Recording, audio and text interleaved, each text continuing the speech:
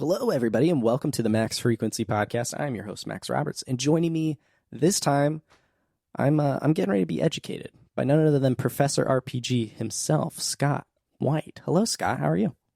Hey, Max. Not too bad. Yourself? I'm fine and dandy. People here on Max Frequency, you may have listened to Chapter Select Season 1, Paper Mario. Scott joined us to talk about Paper Mario: The Thousand-Year Door. It was fitting. I did. At the time, Professor RPG playing RPG games with us. Personally, my favorite Paper Mario game. That was a lot of fun. I thought I'd invite Scott on the Max Frequency Podcast to talk more RPGs and Mega Man, because Capcom is finally acknowledging us Battle Network fans. They're giving us what we want. In a glorious way. Like, a glorious fashion. Like, it's really the best case scenario so far. Oh, it can't go anywhere wrong. But I wanted to start off. Sure. I don't actually know the story. How did you become Professor RPG? Like, why is that your name? Sure. So, I actually have still in my Google Drive my initial pitch doc, like where I came up with the idea for RPG University. And it was on February 22nd, 2014. And it all really stemmed from the idea of stats in RPGs and me not knowing what the hell they did. Like the luck stat or wisdom or various things like that. And it's like, I'll do something. Like, what could I do? It's like, okay, I want to do something where I learn or where I teach people and stuff. So at the time, I'm pretty sure the idea was that it was going to be a video series. So, RPG University Episode 1 was for Final Fantasy VII. It was Final Fantasy VII 101. So, I wrote down, I typed out the script and the general outline, and Professor, like, to keep it in a educational motif and kind of theme, initially, it was always Professor RPG, but the RPG stood for something. It was Professor Reginald Peabody Glumbottom is the official name of Professor RPG. And the script was, all right, settle down, class. Now then, I am your professor, Professor Reginald Peabody Glumbottom. You all are here for Final Fantasy VII 101, correct? If you're here for another course, you are in the wrong place, and we'll be going over the introductory information and data pertaining to statistics, history, vocabulary, and geography of the Squaresoft Classic Final Fantasy VII.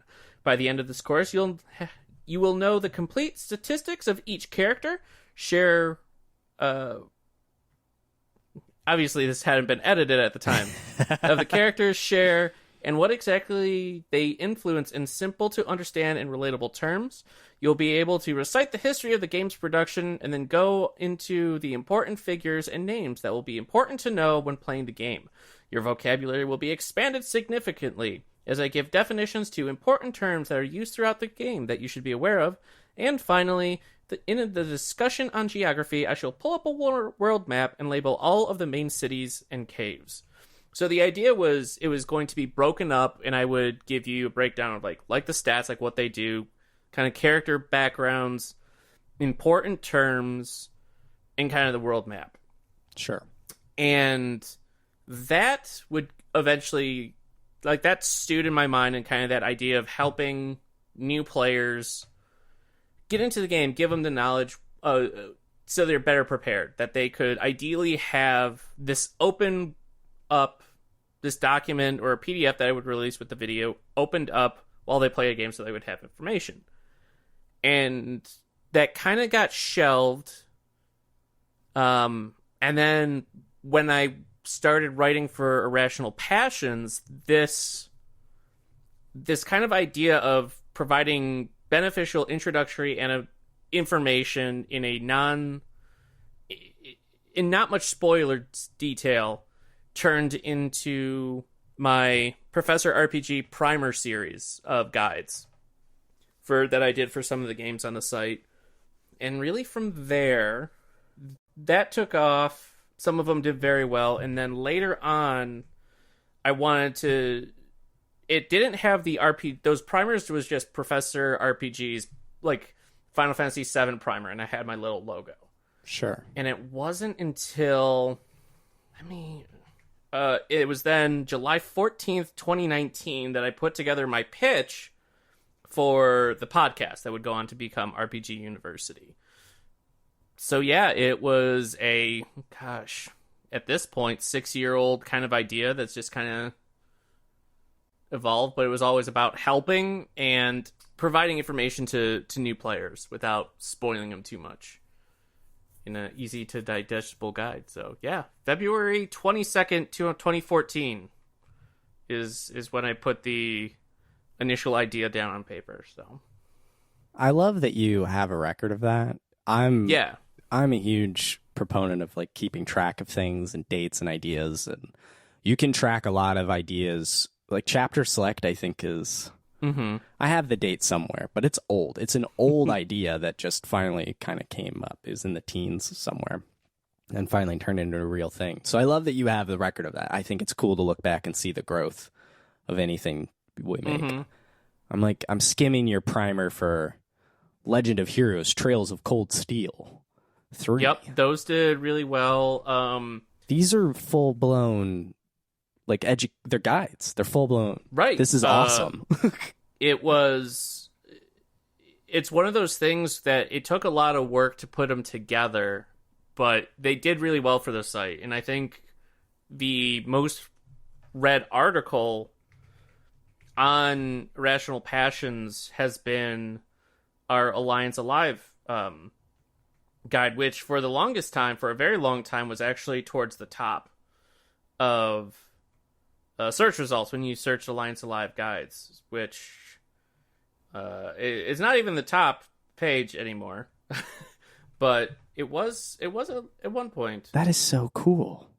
Like, I had no idea. I thought this was just like a nickname dubbed to you by friends or something because you play so many RPGs, but it is a whole character and world you've made, which is fitting for a role-playing thing I did. Yep. You've role-played your own role-playing character. This is amazing. So when did this turn into RPG University, the podcast?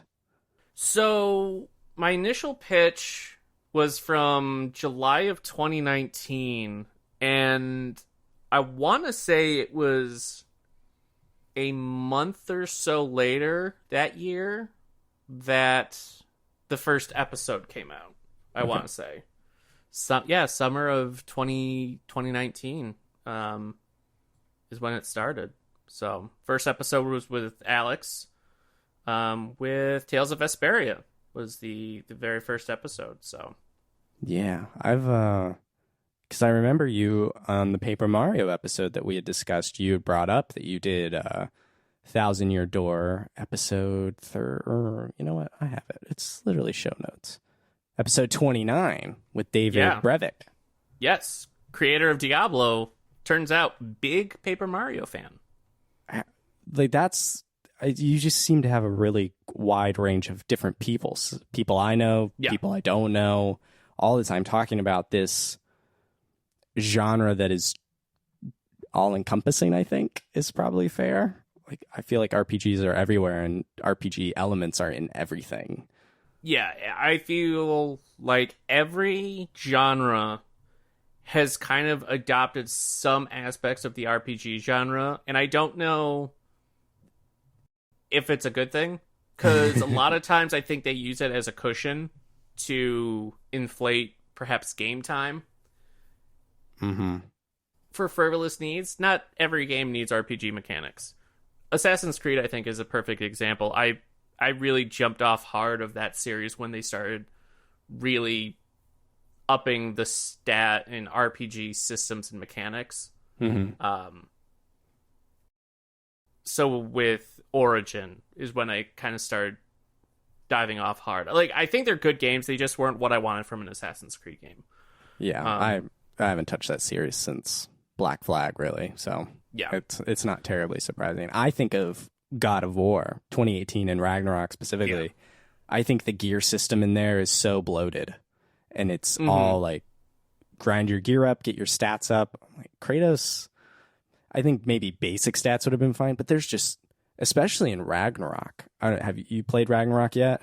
I started Ragnarok and I played it once, and then just with things I had to play for review and whatnot at the end of the year last year, I was just like, okay, this is cool. It's pretty.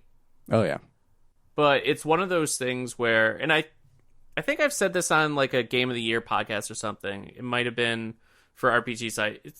If you showed me two screens back to back between God of War 2018 and Ragnarok, unless there's lots of snow in the Ragnarok picture, I probably couldn't tell you which is which. They're both PS4 games essentially. Just one has a PS5. It's just they doubled down on the gear system in the second game and made it even more intricate and more terminology, more just, I think, bloat. And I'm like, this is the opposite of what this game needed. We needed less of that and more combat, I think, and depth in there. But so many games just seem to have it now. I kind of appreciate it when a game almost doesn't adopt little pieces. Now, when a game is an RPG, go for it, all in. Yeah, obviously. 100%.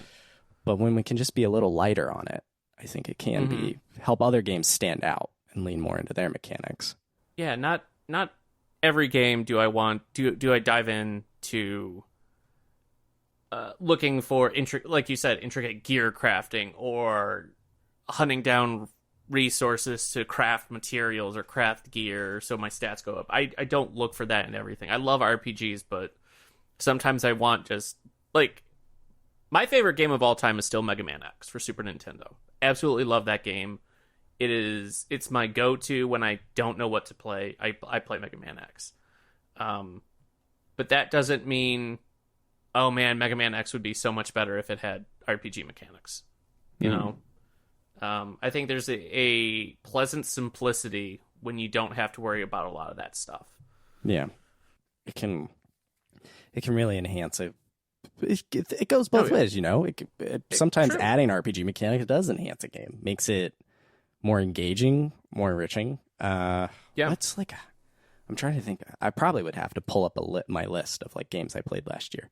It's pretty focused on chapter select stuff. Like Ragnarok probably was the last thing that I guess Pokemon. There was some Pokemon in there, but that's so. Pokemon's still the same, you know. It's so lighthearted and it's. What would you say? You know, just pick a team and put people out. It knows what it is. It definitely knows what it is. It definitely does. How did you get into RPGs? I feel like, for me, RPGs are daunting. It took me, I think, 3 years to beat Persona 5. And that was when I would hit a wall, I would stop and be like, all right, guys, I can't forget where I left off. I think I remember for months, I would just randomly pop in my head, Futaba, right? She's the hacker girl, right? Futaba? Right. Yeah. Yep. Futaba and her palace. I was like, I can't forget this palace. I know where I'm at. We're in a pyramid. Great soundtrack. Love the soundtrack in that soundtrack's dungeon. Awesome. But it took me a long time, and I finally beat it.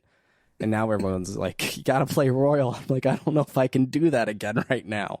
Yeah. So, but how did you fall in love with RPGs? So, legitimately, I think I was just kind of destined to like them because my first memory I have of anything was of the original Dragon Quest, which came out like the year I was born, or maybe the year before, and my brother had gotten it. And I remember trying it. We had this smaller TV set up in our living room with the Nintendo hooked up to it, and I remember trying, just fiddling around with the controller with the game in, and you had to like use the stairs or open a door, you had to go into a menu, click door, or click stairs to interact with them. But as I was a baby, I couldn't read. I didn't know what I was doing, but I vividly remember that, trying to get out of the throne room. But what really sold me, and I'll always remember this, is in my neighborhood, it was like a weekend in the summer, and we were doing a garage sale. And my friend 2 houses down, his name was Greg. For whatever reason, I was dead set that I wanted a lava lamp. And I had sold enough stuff, so I wanted to get a lava lamp. And when we were done with the sale or whatever, my friend Greg told me to come down that he had this new game that he wanted to show me on Super Nintendo. So I went down, and it was Final Fantasy VI. Like, he had shown me, or Final Fantasy 3 at the time. And I remember the opening of the Narsh scene. I remember the music. I remember all that. I remember watching him play for a while. And then I was very torn. Do I want a lava lamp or do I want Final Fantasy 3? I went with a lava lamp. Okay. But I'll always remember that, and I think that's when the itch started. And which is strange because I was really bad at reading growing up. Like, I was a hooked on phonics kid. Reading just wasn't doing it for me. I had to take like private lessons and classes to get better at reading. So of course I would want one of the most reading heavy genres. But I think it was then that like really solidified like this could be cool. And I would eventually watch him play a bunch of it, and he'd let me try it, and we'd rent it. But I think it was that moment in my friend's basement watching the intro that really sold me on RPGs. And from there, I just I couldn't tell you what the first RPG I beat was or the first one I bought. But I'll always remember having the conundrum of, do I buy a lava lamp or Final Fantasy 3? And I chose lava lamp. It was pretty a cool one. It was like in a rocket ship like shape, and it was red, and it got really hot, and I melted a Superman action figure cape on it once, and it was there for the rest of the time. And last year, my mom actually found it in the basement. I think you should. Do you still have it? You should keep it. It's at my mom's house. You should put it next to a copy of Final Fantasy 3. I should be like, together at last. I guess my first RPG would have been Pokemon Blue. Mm-hmm. But then, to make a long story short, my parents just thought I was too obsessive with Pokemon, and they made me get rid of it all. So I feel like my love of RPG was stunted early. Like, they kind of got in there and nipped the bud, unintentionally, and since then they've apologized, whatever. And then the next one would have been Paper Mario and the Thousand-Year Door. I was infatuated with the demo kiosk at Target. Okay. And it's Hooktail's Castle. Like, Mario can turn into a paper airplane. And then we bought the game, I want to say at a Hollywood Video, probably. I don't think it was a Blockbuster. It may have been a Blockbuster, but it was one of those two. Mm-hmm. It was scratched, so we returned it, and because we had bought a used copy, and then they bought me a new copy, which obviously... And so I fell in love with that and played, fell in love with the badge system, the cast of characters, all the stuff I think a really good RPG has, mechanics, characters, plot. And then I've just dabbled. I guess Kingdom Hearts would have been the next major thing in my life. A kid across the street had it, and you go on from there. But to tie it kind of to yours, Final Fantasy 3, or I guess technically Final Fantasy 6, I think of it as 3 because I had a Super Nintendo that was broken here as an adult. And I saw that a local store got in a copy of Final Fantasy 3, just a loose copy. I was like, I need to own that. I know that's an important game. I'll buy it before I have the console. It's kind of one of those. So I did finally try and play it actually in 2021. I had it in a Super NT on the CRT, printed out a GameFAQs walkthrough. Like, I was going for the authentic experience here. And I got to the halfway point of the world is like being lifted up, and it's Kefka, right? Yeah. I got to that fight and I couldn't pass it. Like, no matter what and I was just like, I want to move on with this plot. These characters are interesting. This world is cool. This music is great, but I can't get past this. And so I stopped. Then I read Sebastian Decken's book, from Boss Fight Books. Have you read his book on Final Fantasy VI? I have not. No. So Sebastian like studies opera and music and stuff, and so he writes about the music of Final Fantasy VI, or to me it's 3. And I was like, he explains the themes and how they tie to these characters, and basically he tells me the story of the back half of the story I missed through the music. And it's like, oh my gosh, this is what I was missing this whole time. It's so wild. It has to be so good. I would love to go back someday, maybe throw on like a cheat to get past that fight or something. I don't know. Or if you ever want, just we'll get in the Discord call and I can help you through. Oh, that might be those better. Strats. I still have. If it wasn't buried in the back of my closet, I would go grab it right now, because I had a Post-it note with is it Blitz combos? Yes. The wrestler dude. Yeah. Savin, the monk. Yes. Shooting I had Kamehamehas combos out. written down. And ninja, I wanted that ninja guy to like make it. It's just Shadow, good guy. Yep. See, so I think that at least, and that's the only Final Fantasy game I've really played. My most exposure actually is to Kingdom Hearts. Like, this is where Sephiroth and Cloud are from, right?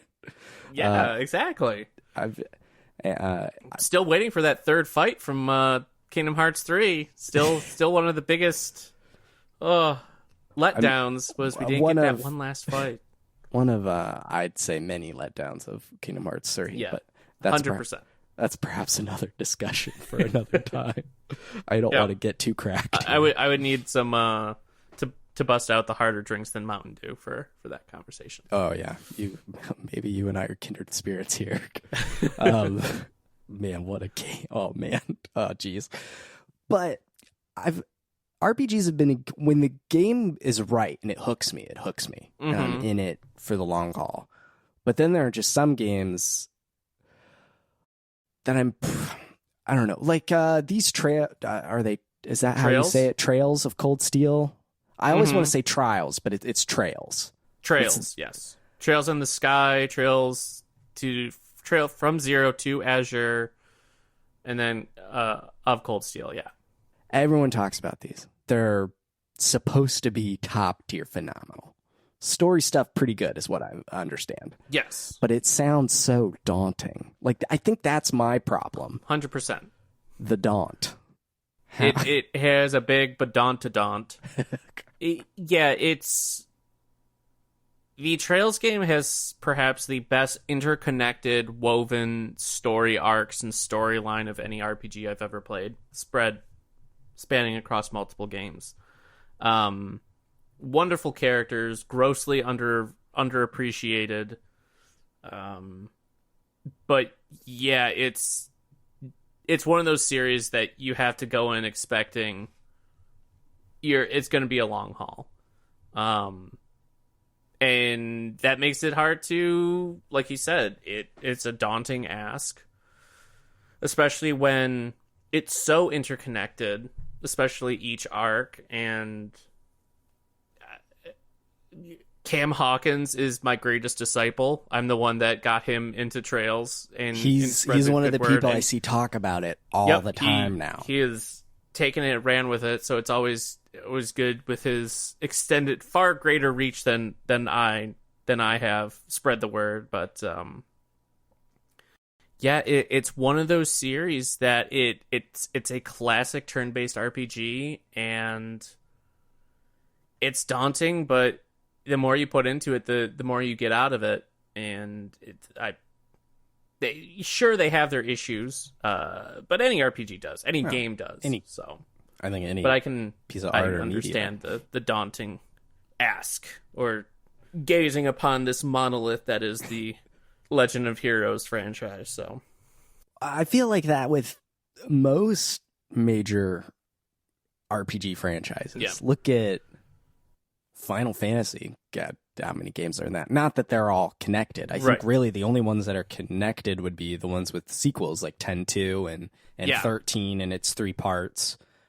Nothing, as far as I know, nothing else is immediately connected as far as numbered. So Final Fantasy IV has sequels. Okay.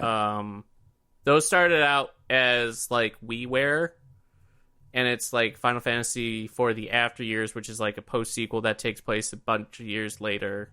That then eventually came out on like 3 or DS or Steam and various things. They're fair, but yeah, Final Fantasy 4 has sequel. I guess 7 does. Crisis Core. Crisis Core, Dirge.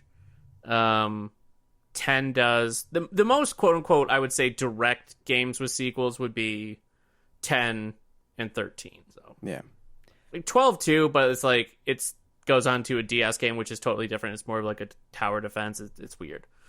But it's just a series a type of game that I feel like slightly adjacent to, but never fully committed. And so I just appreciate it when I hear people who are just all in on the RPG. And I don't know how you have the time for it, man. Yeah. Because these are not short commitments. Yes. It helps when you're getting paid to review them. Like to push you past any things, but it is hard to just I'm going to just play this RPG today. I don't have time to. There are some games that I reserve for myself, like that I know I'm going to enjoy. That I want to not necessarily have the strain or stress of, okay, I have to review it. Like Final Fantasy 16. I don't know if I'm going to review it, but that's one of those games where even if I'm not going to review it, I will play and I will love it. Same with Trails to Azure, Trails into Reverie, like a Kingdom Hearts game. Like games, there are some games that I know I will enjoy and I will play just to play. But a lot of the other ones, it's, okay, well, sure, I'll review it. I'm interested enough. I'm curious to review it. I'll happily do that. It's hard. Like we were talking earlier before the show, like you have a kid, I have a house. It's like there's lots of things to do when you're an adult, let alone afford living while you're an adult. So I'm just trying to find time to like beat Resident Evil games, and those are like 6 hours, 7 hours a pop. Yeah. Yeah, I saw that you guys were doing chapter select. That's very cool. It is. That is very cool. It's super fun. I'm almost done with 2 as of this recording. OG 2 or remake 2? Remake. So we're playing remakes where there are remakes.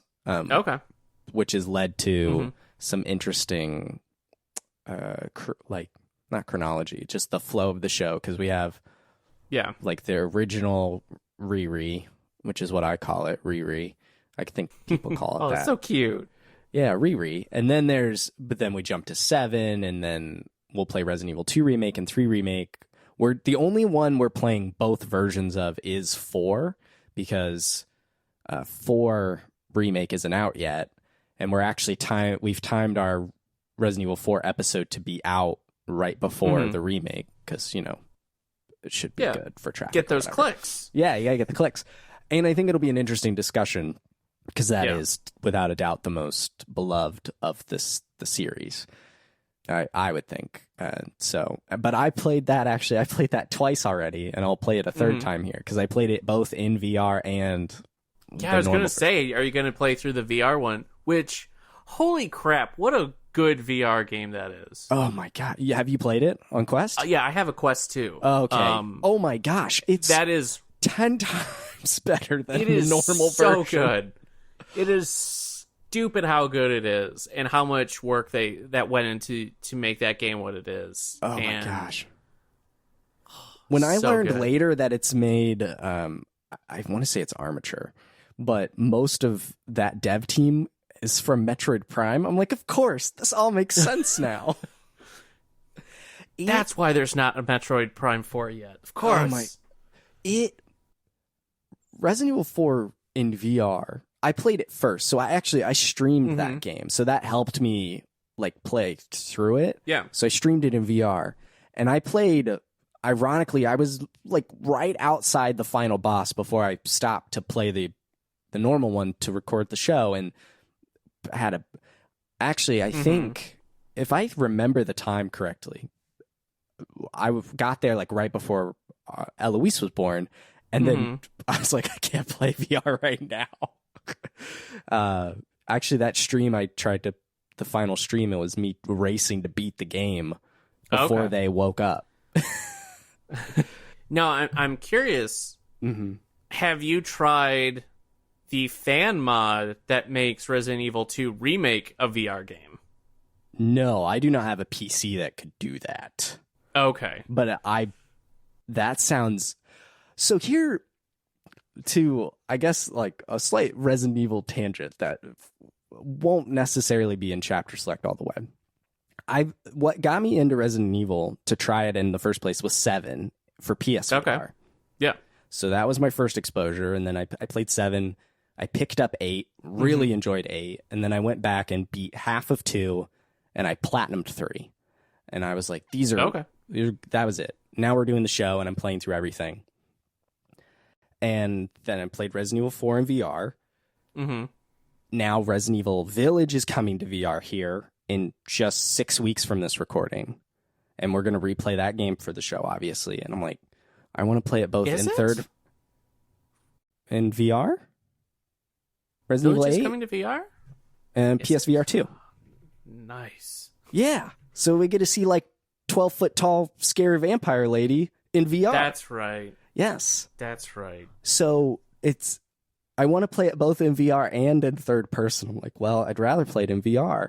And then they've also teased that there's some VR component to the Resident Evil 4 remake, which I'm honestly just hoping is the whole game in VR. Because clearly the RE engine is so multifaceted that it can be VR, third person, first person, whatever it needs to be. I really think Resident Evil is like a VR series to me more than it is in any other way, and that's because of how I've approached it. I think it's so much better. And to tie it back to Resident Evil 4, I played it in VR first, and then going back and playing the PS4 version of the game, which is just whatever, with tank controls. I'm like, this is awful. Why can't I move and shoot? And I should be like zipping through this. Yeah. And it's just, it felt immediately clunky. Now, the remake shouldn't feel like that. It's going to have modern controls. It's going to feel fine. But you've played Resident Evil, I think, far longer than I have, right? No. So Resident Evil was, well, I wouldn't say far longer. Like, I think the first one that I really played through was Resident Evil 5, because I hate tank controls. But it was always one of those games that I wanted to play through. Like, I loved the concept of it. I could just never get my mind around tank controls. Yeah, they're not fun. I would like to tell you. They aren't. So I played through 5, and I thought that was just kind of like a silly fun time. I rented 6, but I thought that was garbage, so I really didn't spend much time with 6. I'm so excited to play that game. Because everyone says it's so bad. Yeah. And then let's see. I remember them picking up. I imported the physical copy of the PlayStation 3 remake of Resident Evil, which was like an high-res version of the GameCube game, but with new controls. That was the first Resident Evil, like retro Resident Evil, that got rid of the tank controls. And I was like, okay, cool, I can finally play it. And then I realized I still get lost, and I had no idea where to go, so I didn't really play it much. So it really wasn't until, honestly, the pandemic, when I was off work, I was like, I'm going to play through the Resident Evil franchise, that I played through most of the Resident Evil games. Was during the pandemic in 2020. Okay. So, we're pretty close, actually, together here with our relative, timelines of sinking into it. It's so funny. I never had played them.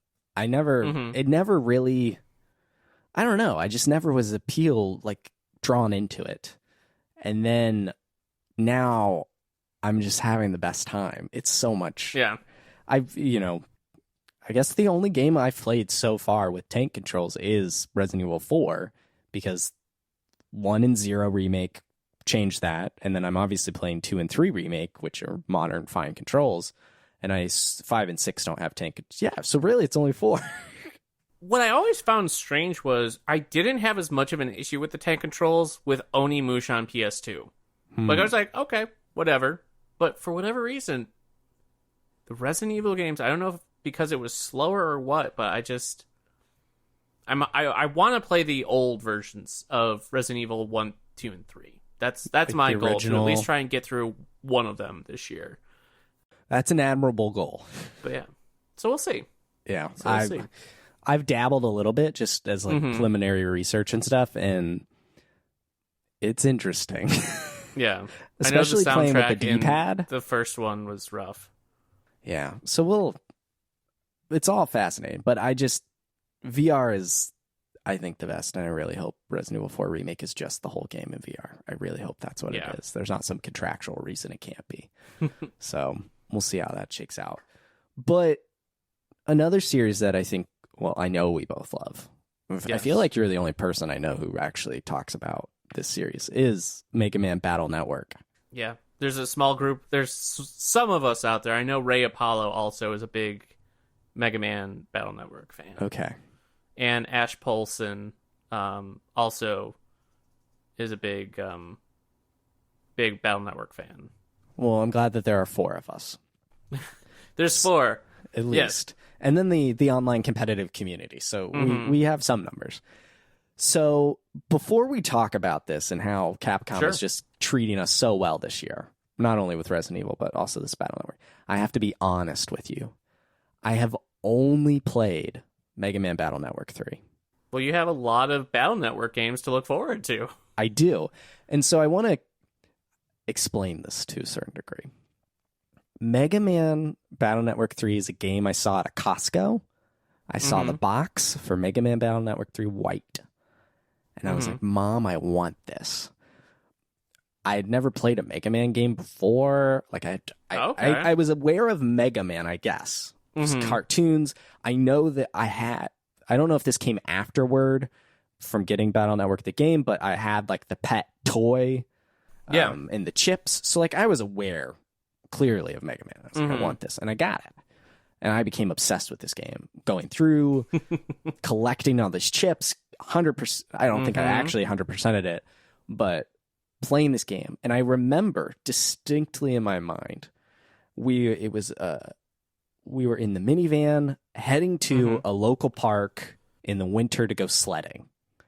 And I am busting my head up against Dr. Wily's final boss. I think it was Omega. Duo in that one?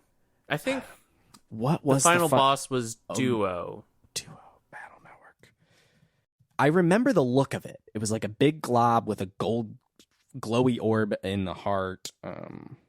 Anyway, I'm like finally trying this again. Alpha. That was Alpha. It. Yep. Okay. And I finally beat it. And I'm like, my mom's like, it's time to get out of the car. We gotta go. I'm like, I can't. We're in the final cutscenes here. I'd finally beaten this boss. It was so hard. And the sacrifice that Mega Man makes in that game to like save, the world, it like moved me to tears. For the first time ever, I had cried from a game. And that's always stuck with me. So like Mega Man Battle Network 3 is the best. I love these games. What happened at the end? Because I'm a little foggy on 3. It was like the Alpha was exploding or something. Like everything was going to go bad. And Mega Man sacrificed his being to like shut it down, whatever it was. He like got Lan out and sacrificed himself to stop Alpha. And like Lan was then alone and had no friends. And his Navi, I guess, or Navi was deleted. He'll swallow the cyber world. I'm like looking at pictures now. And so let's see. After defeating Alpha, a door appears. There's a Psi Lab. Mega Man overloaded himself to save Lan, presumably destroying himself. Later, Lan gets a message from his father, reveals Alpha wasn't deleted until now because of Tadashi. Anyway, Mega Man like shows up a little at the end. It turns out he's still alive. And it just moved me to tears as of however old I was. Yeah. Like before sledding. And then I went sledding and I guess I was okay. And so it's just always stuck with me. And then the neighbor kid down the street, he was an only child. So he kind of got all the games, right? He got everything. He had Mega Man Battle Network 4, Red, Sun? Yep. Red Sun, Blue Moon. Yes. So he had that, and I like dabbled with it over there. And I think eventually he even went on to get 5, probably Proto Man, because who doesn't love Proto Man as a character? It's true. But I guess that's how I was getting my fill. And so I wasn't buying these games myself. It wouldn't be until the DS where I pick up Star Force later. I'm like, that's a sequel to Battle Network, clearly the same vein. And so I got Pegasus and then Zerker Ninja, like we were talking before the show, and I played both of those. And so I've just always had an affinity for the Battle Network series, but I never went back and played the games I missed. I did pick up Mega Man Battle Network 3 Blue at a GameStop. It was on the counter in the little bin of GBA games back when they did that for like $5. I guess that's a good thing I did that. I wish I had grabbed anything and everything else then, because these games are expensive. So I've always been a champion of it, but I've never gone back and played them. So I feel like a fake fan sometimes. But you at least own a lot of them. Have you played all of them? Yes. In terms of the Battle Network games, the only one I haven't beaten is 6. But I've beaten at least one version of each of the other ones. Yeah, I remember the year I got my my Game Boy Advance for Christmas. I got Castlevania Circle of the Moon and Golden Sun. And with my Christmas money, I remember maybe a couple days after Christmas, going to a nearby EB Games and picking up the original Mega Man Battle Network. Ooh, and very good steal. Yeah, and it was, like I said, big fan of Mega Man X earlier, and this was very different. But no, I fell in love with kind of the more interesting mechanics and kind of the redesigns of all the characters. Because, I mean, at this point, we had classic Mega Man, we had Mega Man X, there was Legends, but I didn't really have a PlayStation 1 until later, so I didn't really dabble much in the Legends series. So this was like a big deal. Like, oh, it's a new Mega Man designer. This is so interesting. And yeah, pretty much after that, anytime a new Battle Network game would come out, I'd pick it up. I remember I was on a marching band trip to like Indianapolis or something, and I picked up the Beautiful Joe DS game. Can't remember what it was. And then Mega Man Battle Network Double Team DS, like the double pack for Mega Man Battle Network 5. But yeah, it's just... and now, prior to them announcing the Battle Network collection, I've just been working on collecting the physical carts of all the Game Boy Advance games. And yeah, I love them. I think they're definitely fun and unique experiences. I had some friends in high school that played as well, so we would net battle. We would get our GBA connectors out and play each other, and yeah, it's just a good time. That was something I never had for Battle Network 3, was someone else to play with. It wouldn't actually be until I bought that blue cart that I actually offloaded all of the chips that person had collected, so I could reset that game, but keep all the powerful chips that they had collected. And so I never had someone else to play with. I guess the only other game I had played was we had rented Mega Man Network Transmission for the GameCube. Yeah. I rented that one too. I didn't get very far in it. I remember... Yeah, I was not a big fan. I remember somewhere on the... I mean, actually, it's in the Battle Network games too, but there's like an email option where characters send you a message. And I was trying to figure out what to do, and I was in the menu, and my dad saw that there was email, and he's like, why do you have email? He thought it was real. Like, why do you have email on this? This is... No, don't hook this up to the internet. Like, this is bad. Like, he immediately thought this was some sort of hacky scam thing. I'm like, I don't know what to do in this game. So I never really went back to Network Transmission, but I remember 3 very fondly. And so I looked it up for you. Beautiful Joe Double Trouble. So you got Double Team and Double Trouble. Double dose. So was last year the 20th anniversary, or is this year the 20th? It's one of Battle Network. is it 20 or 15 or something? It's an Well, I know anniversary Mega Man year. has its 35th anniversary. Let's see. It's an anniversary. First release 2001. So was that 2001 in Japan and the States? Okay. So it was 2 years ago, was the 20th. But Capcom is finally like acknowledging Battle Network's existence. I guess they did put all these games on the Wii U eShop. Credit where credit is due. They have been accessible. Up and honestly, isn't the Wii U eShop is It's gone. It's gone, right? It's over. Yeah, they closed it. Yeah, rip to the real one. So now the true way to access these games is through the Mega Man Battle Network Legacy Collection. Mm-hmm. All with an asterisk, I suppose. 10 mainline games all together. They don't have the DS thing. They don't have Double Team in there. Right. They just have Proto Man and Colonel. But coming out April 14th, 2023. 14th? Yeah. And not only is it they're putting all these games together in a collection, they're also adding online and chip battling and trading, just like the community has been for however many years that's been going on. Yeah. Like they're enhancing these games and making them now I can finally have someone to play with. Yeah. I'm Legit honestly shocked. Perhaps one of my biggest and most anticipated games of the year. No lie, is this Legacy Collection. Oh yeah. I have some concerns. We'll talk about those. But I'm just so surprised that Capcom's giving it to us all in one bundle. It's not two separate releases like a year apart like they did with the original Mega Man Legacy Collection. I'm not sure if they did it with X, but they did do it with the first collection. Nope. X was all at once. It was still split into two quote-unquote collections, but like the physical editions came with both collections. Okay, that's good. Yeah. I would love, I know there's going to be a lot of art and a music gallery, which, holy smokes, the music in these games is incredible. They actually put those up, I think, on Apple Music and Spotify not a couple of years ago in like Japanese or something. They're bringing in chips that were only at exclusive events that obviously you couldn't get anymore. Like they seem to be really pouring care, not just quickly porting over a bunch of Game Boy Advance games. I'm really happy.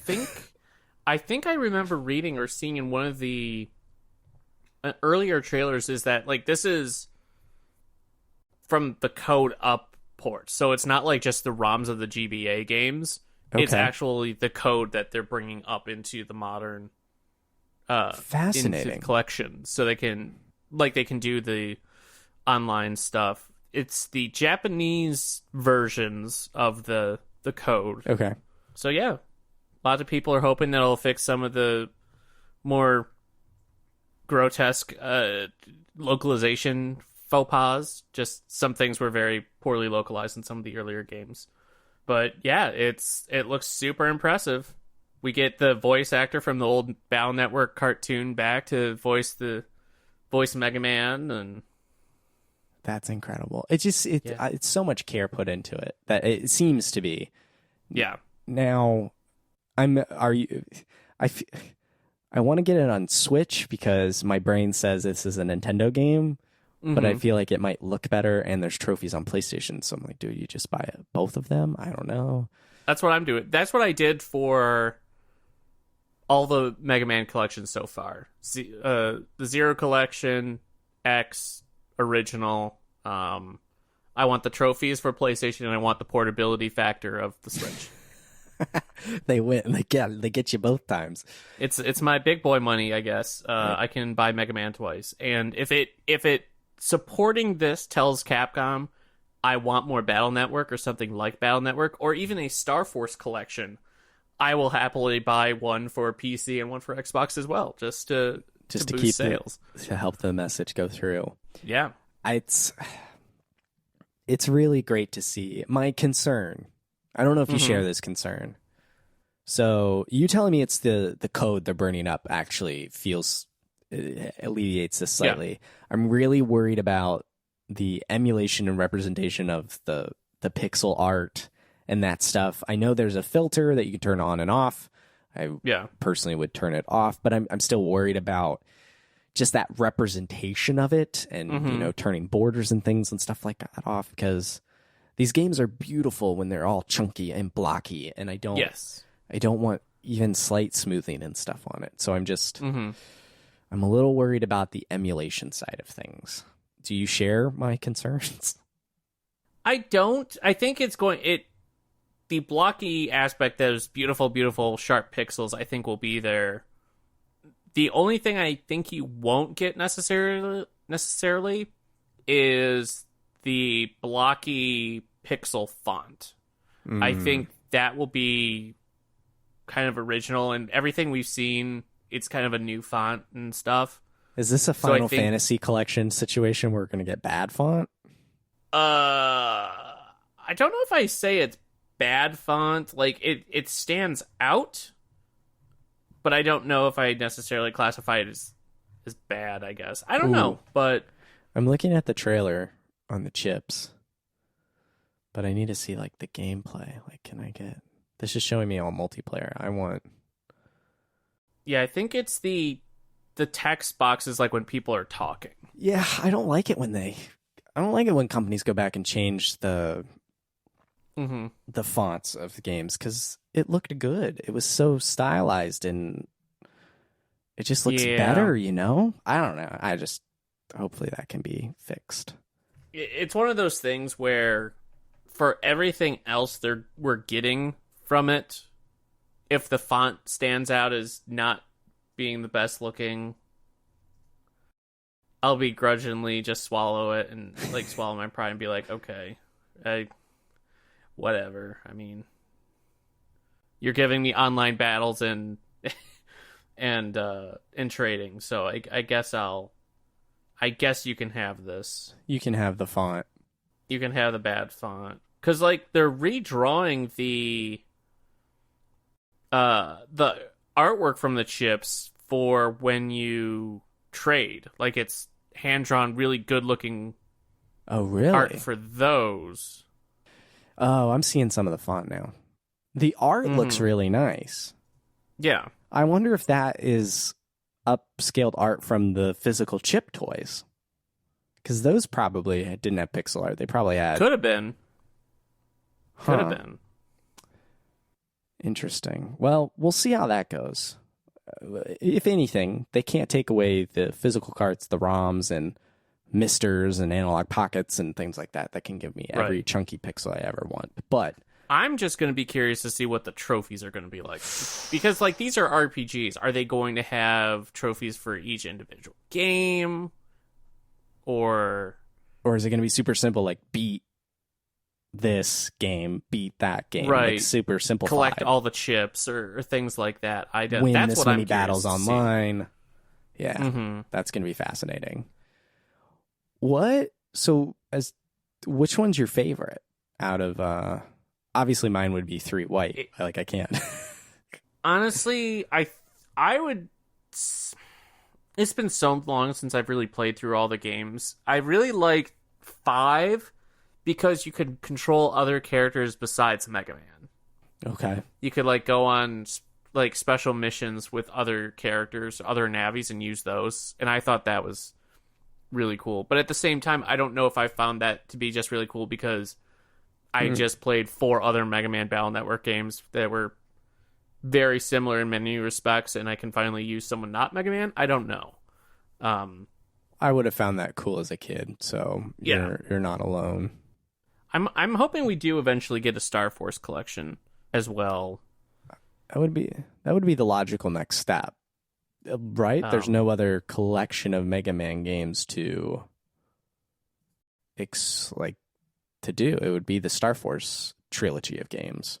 That would be cool to get all those versions, but maybe even get the special crossover remake of Battle Network 1 that incorporated and kind of did a time paradox thing with Geo from Star Force meeting up with Lan from Battle Network for some stuff.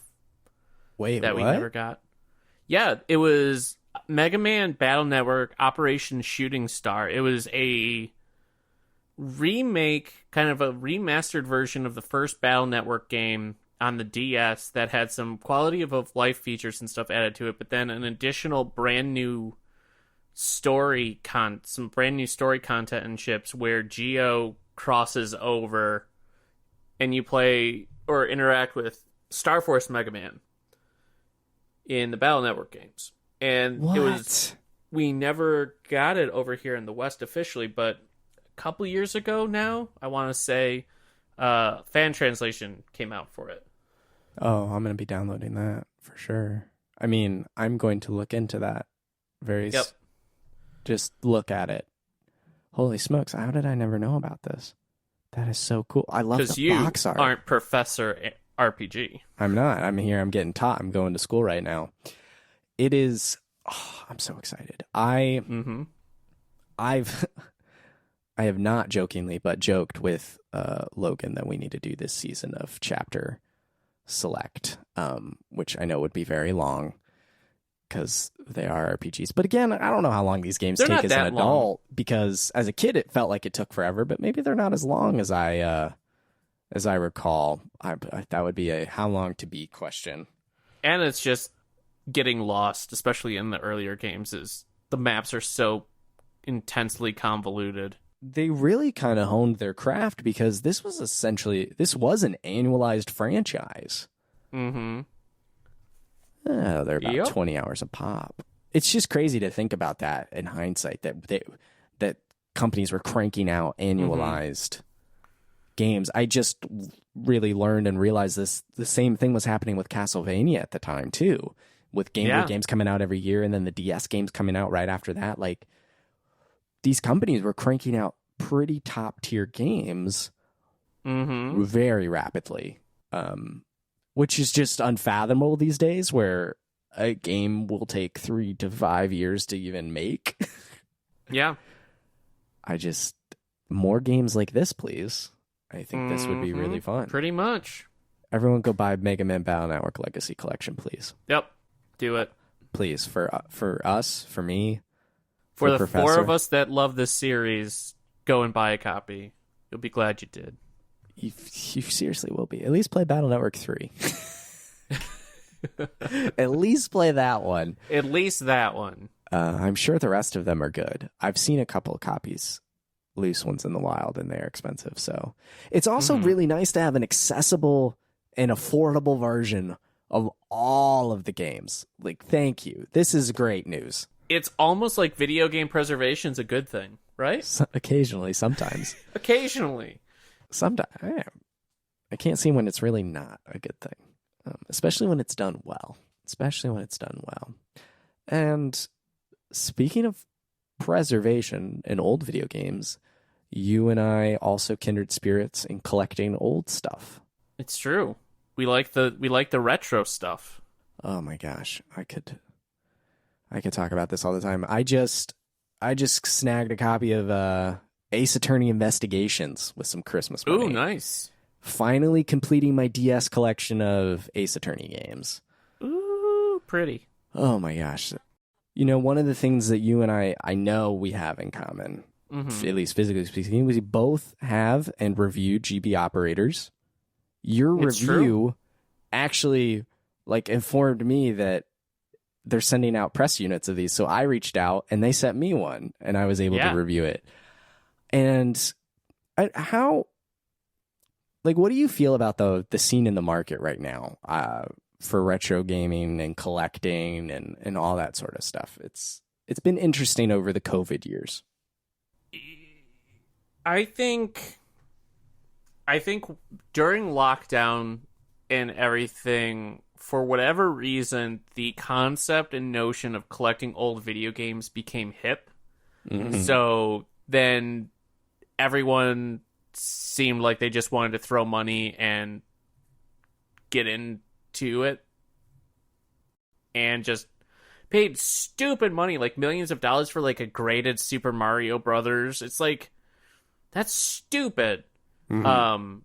But yeah, the prices are super volatile right now. Like, everything has just shot up in price. And I think part of it is because it's become hip, but at the same time, I think another reason is because a lot of the systems and digital marketplaces that at one point housed and allows you to buy digital versions of these games are being shut down and you can no longer get them. I think that's had a bit of an impact as well. But yeah, it's getting more and more expensive, just like everything.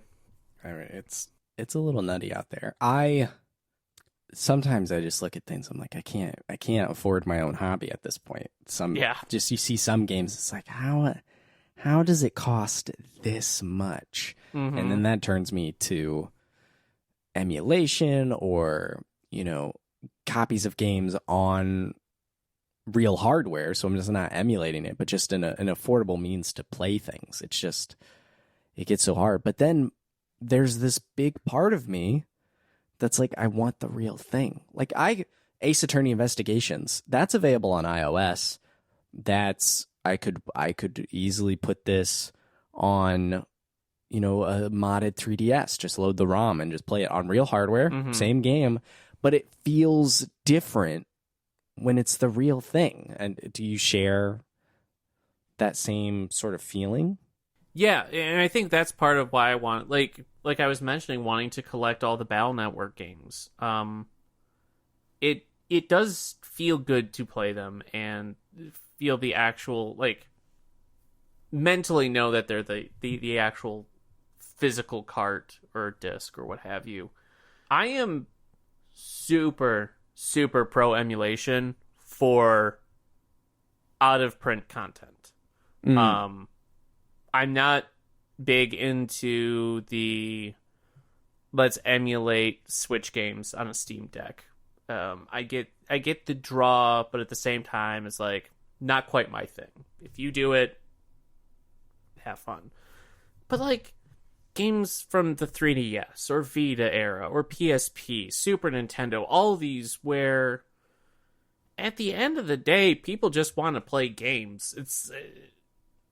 They just want to experience these, and like with Square holding back and like, no, they're not being a good way to play Chrono Trigger right now, or Mario game, or Nintendo with their wide breadth of library of games that haven't been re-released on the virtual platform. It's like so many of us, especially like in our ages and stuff, we remember fondly these old games. We talk about these old games. Streamers play a lot of these games. And if people are interested or want to try them themselves, if they want the physical product, the quote-unquote legal way, it's a big turnoff. It's like, I don't know if I'll like this game. Why do I have to pay $80, $70, $150? And it's just so easy now. Like, everything can run Super Nintendo games, even GameCube and stuff now. But yes, it's wildly easy these days. To just play anything. During the COVID time, I kind of got this kick of, how do I back up my collection and my save data? And that led me down to having basically up through, at least on the Nintendo side, up through the GameCube, I have a digital copy of every game and every save data I have, except for the N64 save datas. I don't have means to get those off the carts yet. Mm-hmm. But that opened my eyes to the Dolphin emulator and like the state that that's in. That runs on Apple Silicon incredibly well. There's emulation on iOS that is super solid. And I think in the intervening years, while I definitely prefer to play the physical game, I think I've more settled onto playing hardware accurate emulation or versions of things, whether that's on real hardware through a ROM or whatever other means, or through something like the Analog Pocket or the Mr. FPGA. It's like, this is as close to the real experience as I can get, and in an affordable manner. The company can't possibly make money off of it because they are not giving you the option to buy it from them.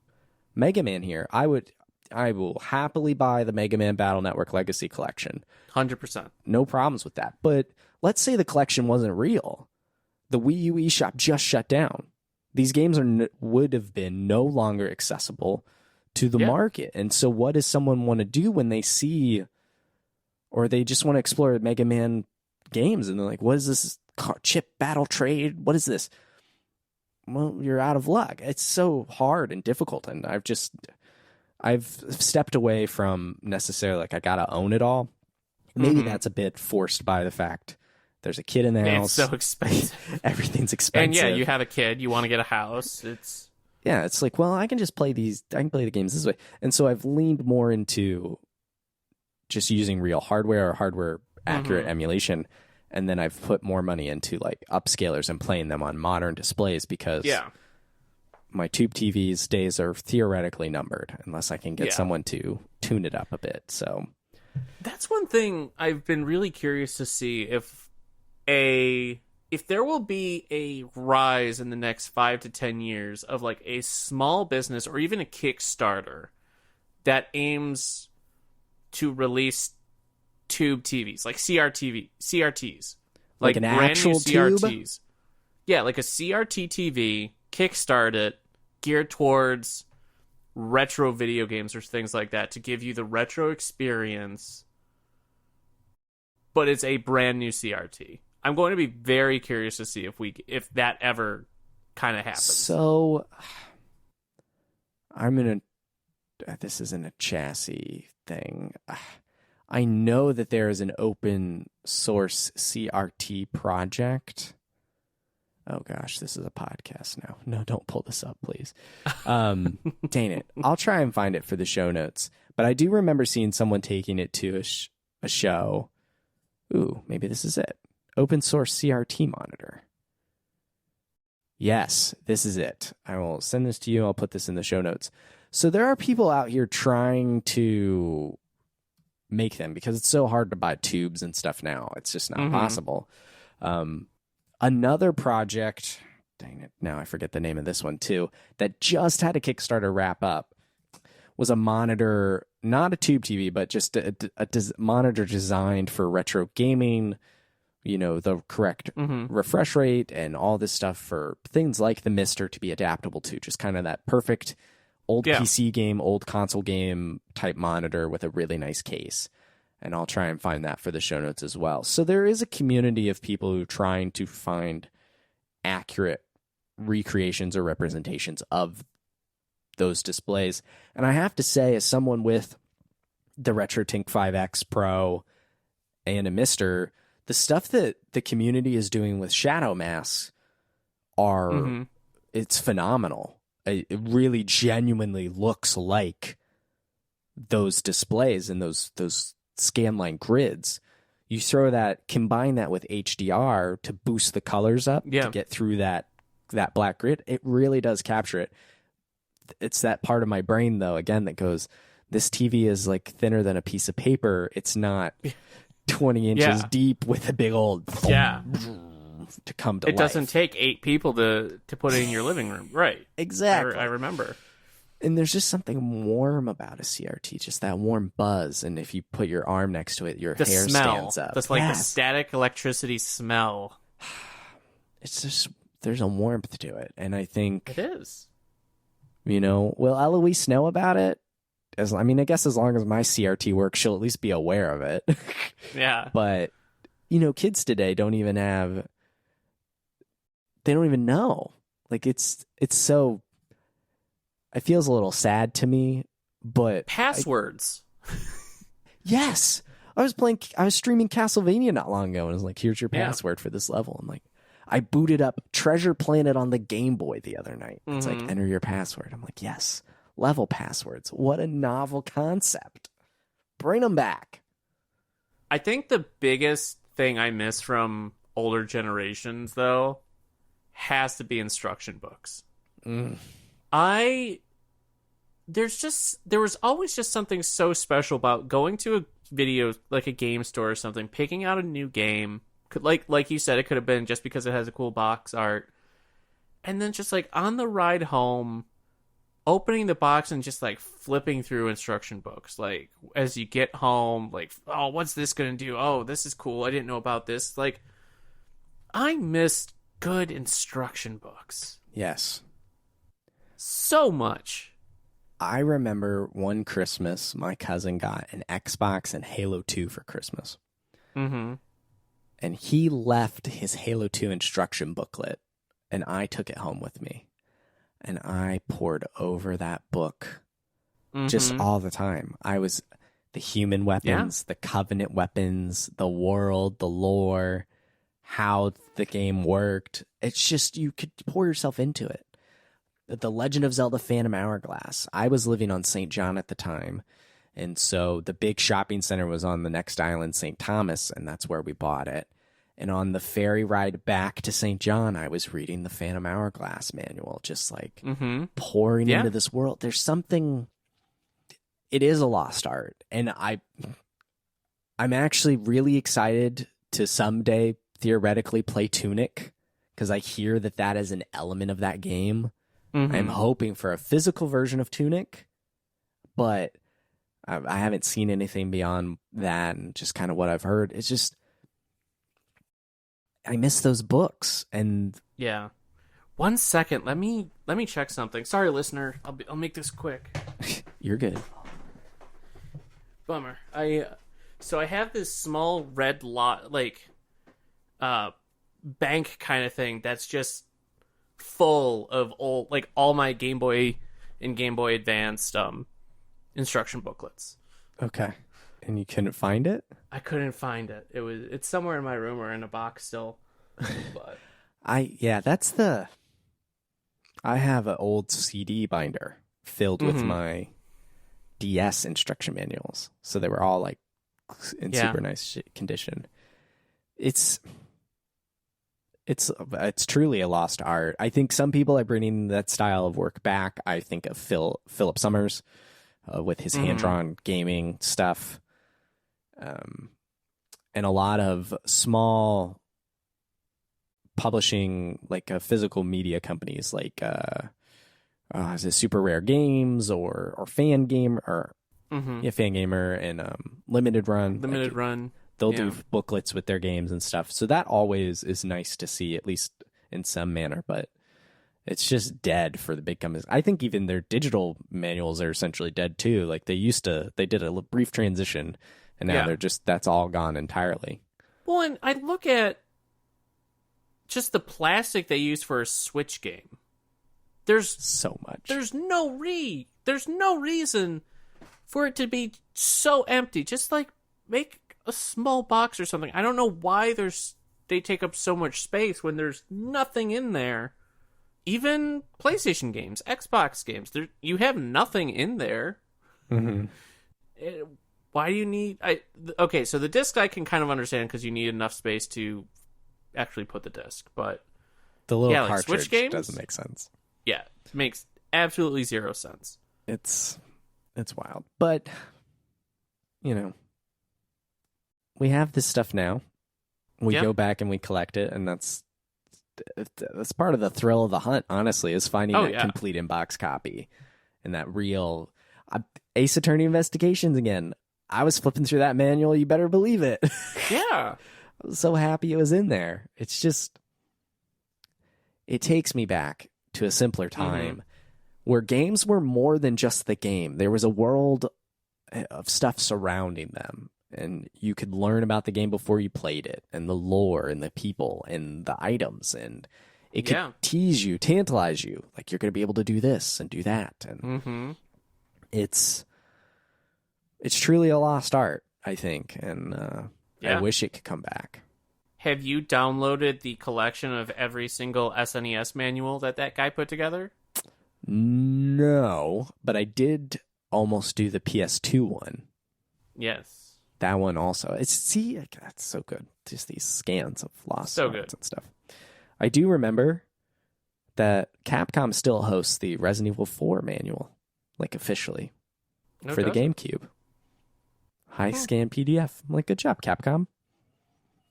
If we've learned anything tonight, it's that Capcom is doing pretty good right now. Good guy, Capcom. Turned their shit around. There were some dark times there in the Xbox 360 era, but they've turned themselves around. Good for them. Good for them. Yep. Well, I think that does it for us tonight on this episode of the Max Frequency Podcast. Scott, thank you so much for joining me. Thank you for having me. This was a blast talking to you again, dude. Oh, it's so good. It's been too long. Thank you so much. Agreed. Where can the people find what you work on? Follow you online? Where can they go? Sure. So you can follow me on Twitter at Professor RPG. You can follow my podcast, RPG University, at _RPG University on Twitter. I think I also made a Hive account for both of those things. There's a RPG University on TikTok that I don't know what I'm doing with, but it's on there too. And in terms of my writing and stuff, you can find me over at Irrational Passions. You can find me at rpgsite.net. I have a couple things on Polygon and Ars Technica. I've done some RPG guides and stuff over at IGN. I'm just kind of everywhere. So yeah, that's where you can find me. But mostly Irrational Passions or RPG site. All right. Links to that stuff will be in the show notes if you'd like. You can follow me on Twitter at MaxRoberts143 and my writing over at maxfrequency.net. And like we were talking about, all that Resident Evil stuff, Chapter Select Season 5 going on right now, Resident Evil. So if you want to hear my thoughts on the games themselves instead of just how dope they are in VR, go check that out as we get rolling through the rest of those games this year. But thank you so much for listening. And until next time, adios.